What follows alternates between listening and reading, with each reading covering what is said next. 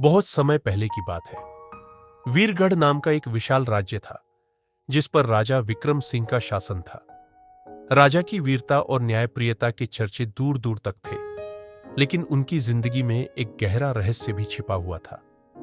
हर अमावस्या की रात राजा अपने महल के पीछे बने पुराने किले में अकेले जाते और सुबह होने से पहले लौट आते। किसी को भी यह नहीं पता था कि वो वहां क्यों जाते हैं।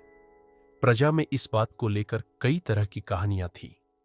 कुछ लोग कहते थे कि राजा किसी पुराने खजाने की रक्षा करते हैं, तो कुछ मानते थे कि वह किसी शक्तिशाली मंत्र से अपने राज्य की सुरक्षा करते हैं।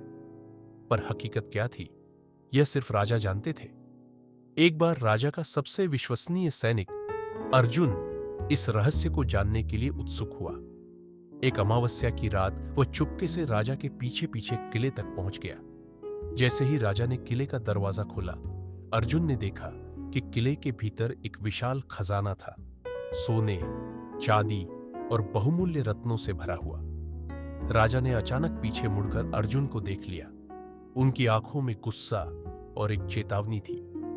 यह खजाना मेरे पूर्वजों का है, राजा ने कहा, लेकिन इसे देखने की इजाजत किसी को नहीं है।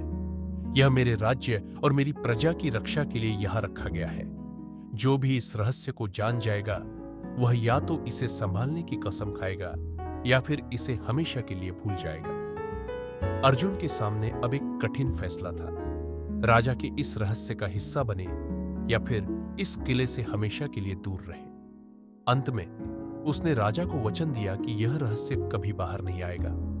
राजा मुस्कुराए और बोले, तुमने अपनी वफादारी साबित कर दी अर्जुन।